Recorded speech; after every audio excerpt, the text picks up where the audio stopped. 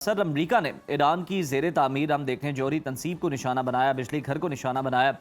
Iran ने इसे अमरीका और इसराइल का गठजोड़ करार दिया है। क्या समझते हैं आप, क्या ये हमला अब ईरान पर बराह रास्त एटमी जंग मुसल्लत करने की कोशिश है? जी, बहुत शुक्रिया उज़ैर, आपने इनवाइट किया। देखिए, रोज़ बरोज़ हम देख रहे हैं कि जंग पहले जो 40 दिन हुए थे उसके अंदर तो एक रेगुलर एस्केलेशन भी थी, एक्सपेक्टेड डैमेजेस भी हो रहे थे, स्ट्रैटेजी भी कुछ समझ आ रही थी।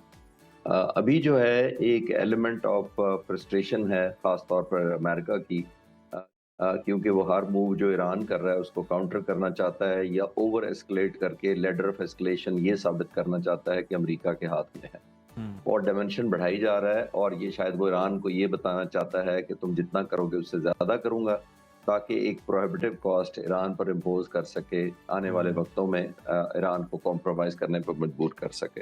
हम्म। मेरा मानना ये है कि ये उस वक़्त शुरू हुआ जब एमओयू साइन हो गया और बहुत ज़्यादा ज़ायनिस्ट लॉबी ने, ख़ास तौर पर नेतन्याहू ने ये समझा कि ये तो वो एग्रीमेंट ही नहीं है, ये तो वो कंक्लूजन ही नहीं है जंग का, जिसकी वज़ह से वो जंग में कूदे थे, जो मिलिट्री ऑब्जेक्टिव लेकर आए थे वो हासिल नहीं हुए।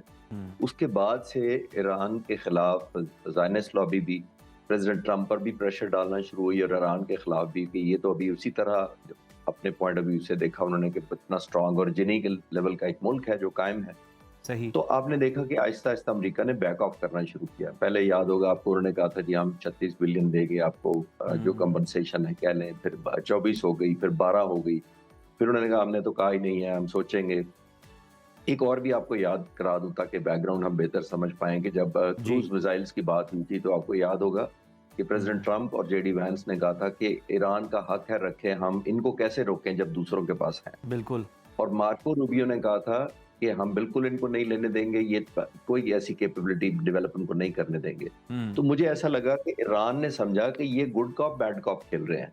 यानी मेरे साथ एक कहता है, मुझे इंसेंटिवाइज़ करता है ताकि हम्म। मुझे अट्रैक्ट कर सके, और दूसरा शायद वो सच बोल रहा है। और हम्म। ये आने वाले वक़्तों में शायद ये एक और अमेरिका ने जो एक्शन किया या स्ट्रैटेजी लड़ी थी कि आपको याद होगा कि उन्होंने कहा था कि आप नॉर्दर्न स्टेट ऑफ हॉर्मोज़ की तरफ से कोई जहाज़ ना गुज़रे, सदर्न की तरफ से गुज़रे। सदर्न का मतलब हम्म। है जो hugging the coast of Oman, और नॉर्दर्न कोस्ट का मतलब है कि hugging the coast of Iran.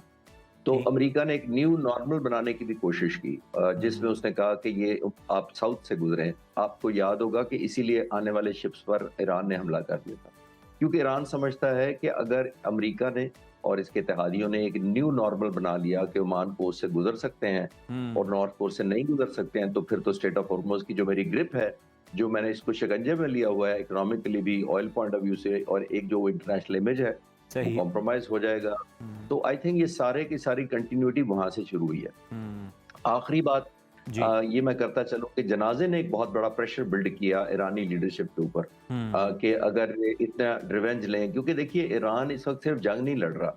अब उनके जो तकरीबन 9 करोड़ लोग हैं वो हम्म। ऑलमोस्ट आपने देखा सड़कों पर थे इन फ़ेवर ऑफ आयतुल्लाह ख़ामनेई। मेरा ख़्याल ये है कि ये ज़हन में रखिएगा कि ये करोड़ों लोग इसलिए नहीं आए थे कि वो हुकूमत को पसंद करते हैं। मुझे हम्म। लगता है कि वो अमेरिका और इज़राइल की नफ़रत में सड़कों पर आए थे। आई थिंक वो प्रेशर बहुत बिल्ड हुआ हुआ है। तो आई दुरुस्त। थॉट मैं बैकग्राउंड आपसे शेयर करूँ। बिल्कुल, बिल्कुल, बैकग्राउंड भी आपने शेयर किया और ये सारे अवामिल आपने बताए भी हैं जिसकी वजह से सूरत-ए-हाल जो है वो ख़राब हुई है। एमओयू के बावजूद जो है हमले अभी भी जारी हैं।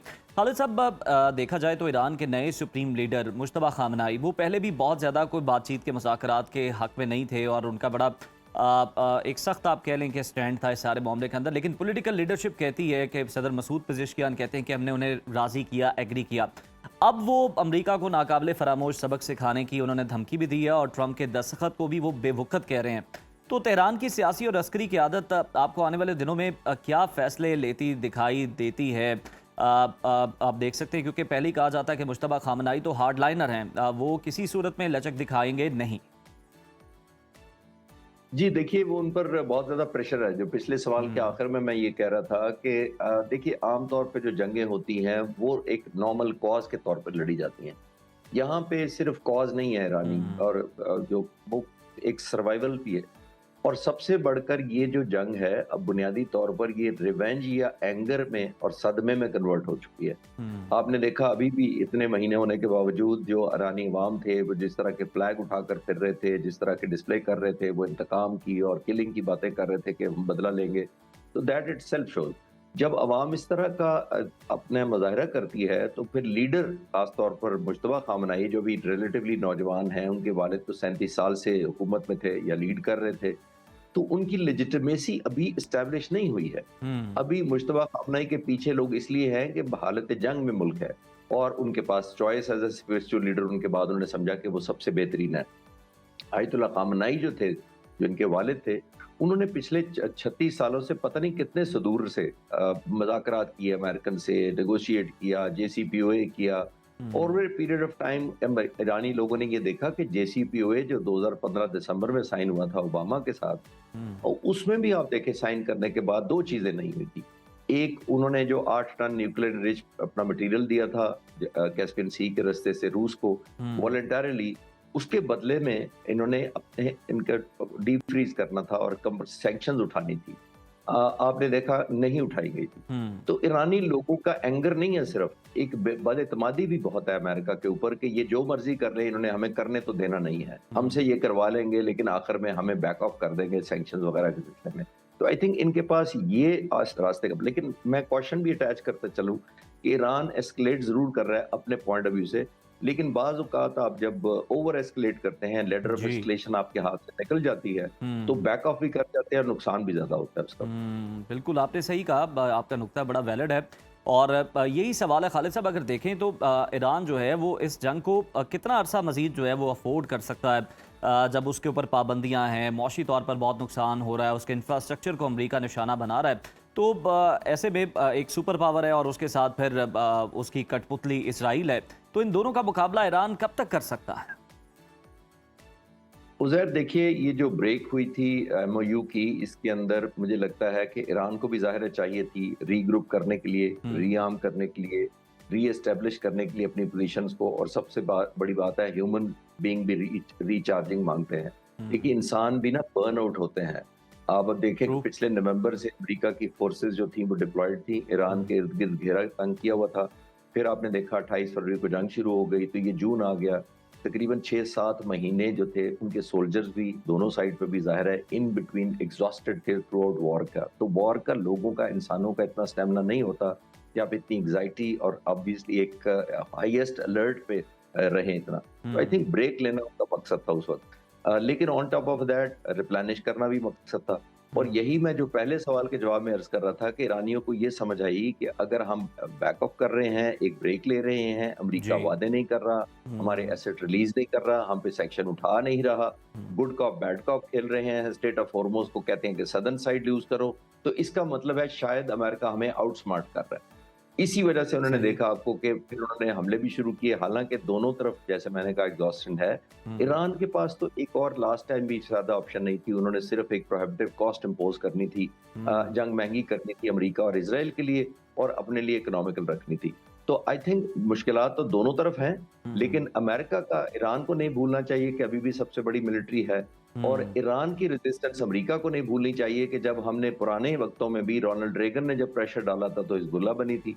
जब हुँ, जॉर्ज उसके बाद क्लिंटन आए थे तो इन्होंने अपना न्यूक्लियर प्रोग्राम शुरू कर दिया था जब क्लिंटन ने प्रेशर डाला था। हुँ, जॉर्ज बुश ने जब इनको प्रेशर डाला था तो फिर उन्होंने अपना बाकी न्यूक्लियर और बैलिस्टिक मिसाइल के साथ-साथ ऐड कर हुँ, लिया था, वेपनाइजेशन ऐड कर ली थी। तो प्रेशर से नहीं हो हुँ, सकता, हुँ। लेकिन ईरानियों को भी पता है कि हमें जब भी प्रेशर डाला गया हमने कॉम्प्रोमाइज़ किया लेकिन अब कंपनसेशन नहीं मिली। उस पे डिपेंड करेगा। बिल्कुल सही, ट्रस्ट डेफ़िसिट भी है और ईरान को भी समझ आना चाहिए कि ऑलरेडी उसकी पोज़ीशन जो है वो अच्छी हुई है वो और दुनिया में उसका एक नाम जो है वो बेहतर हुआ है और बताया है कि जनाब एक बड़ी सुपर पावर को भी वो जवाब दे सकता है और बिल्कुल ठीक कहा कि अमेरिका को भी मालूम होना चाहिए कि फिर बहुत सारी तंजीमें भी बनती हैं, असरात भी आते हैं, फिर उनको ख़त्म करने के लिए अमेरिका को पीछे जाना पड़ता है उन ममालिक पे। तो ये भी एक जो है वो पूरी दुनिया के लिए मसला है। खालिद साहब अमरीकी हुकाम ये दावा कर रहे हैं कि ईरान ने अपने मिसाइलों की जो टेक्नोलॉजी है वो बड़ा इंटरेस्टिंगली तब्दील की है और वो ये कि परवाज़ के दौरान डायरेक्शन चेंज करके पैट्रियट निज़ाम तक को ये चकमा दे रहे हैं मिसाइल। तो ईरानी मिसाइल टेक्नोलॉजी में इस बड़ी डेवलपमेंट को आप बतौर एक्सपर्ट किस तरह से देखते हैं? उज़ैर, ईरान ने मिसाइल्स पर बहुत काम भी किया है और हुँ, बहुत इम्प्रूव भी किया है। इवन 2025 जून में जो जंग हुई थी उसमें जो ईरान ने मिसाइल यूज़ किए थे, इस दफ़ा उसने मई 2026 में कहीं ज़्यादा बेहतरी लाई है। बेहतरी 2-3 तरह से लाई है, जिसकी तरफ एक आप इशारा कर रहे हैं। एक, उसने अपनी रेंज बढ़ाई है, दूसरी अपनी एक्यूरेसी बढ़ाई है, तीसरी उसने मिसाइलों की सर्वाइवेबिलिटी बढ़ाई है। यानी उनका मिसाइल अब सर्वाइव कर सकता है वहां तक पहुंचने में। चौथा और मोस्ट डेंजरस उसने ये काम किया है कि सबलेट्स या सब बॉम्ब्स एक बड़े बॉम्ब के अंदर हैं।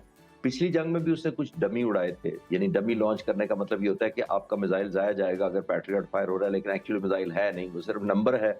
आपको थ्रेट होती है कि बहुत ज्यादा नंबर में इनबाउंड आ रहे हैं, अटैक कर रहे हैं बॉम्ब, आप सबको इंटरसेप्ट करने की कोशिश करते हैं और अपना महंगा असला जाया करते हैं। ये पिछली दफा भी ईरान ने किया था, लेकिन इस दफा जो उसने स्ट्रैटेजी की है, उस दफा ये किया है कि उसने जो नए वेपन्स ऐड किए हैं, उसको यूरोप और अमेरिकन उसको डांसिंग बॉम्ब कह रहे हैं। डांसिंग बॉम्ब का मतलब ये है कि वो लेफ्ट राइट स्किप करता हुआ इंटरसेप्ट नहीं होता, और जब वो करीब पहुंचता है टारगेट के, उसमें 70-70 बॉम्बलेट्स निकल के स्प्रेड कर जाते हैं एरिया के अंदर। Like That cluster means bums. फिर एक और क्लस्टर बॉम्ब्स, तो फिर एक और रिएक्शन डिलेमा हो जाता है डिफेंस सिस्टम के लिए कि कौन से को इंटरसेप्ट करे और कौन से को ना करे। ठीक। ये एक न्यू फाउंड उन्होंने जो वेपन यूज किया है, ये बहुत परेशान कर रहा था इसराइल को भी, और जाहिर है जो गल्फ ममालिक है इन पे उसने उस तरह तो इस्तेमाल नहीं किया, लेकिन उसके प्रिसीजन जिन वेपन्स को वो यूज कर रहा है जॉर्डन के खिलाफ, सीरिया के खिलाफ, इवन मिडल ईस्ट में, वो पिछली जंग की निस्बत ज्यादा एक्यूरेट है और ज्यादा बेहतर सर्वाइव कर पा रहे हैं।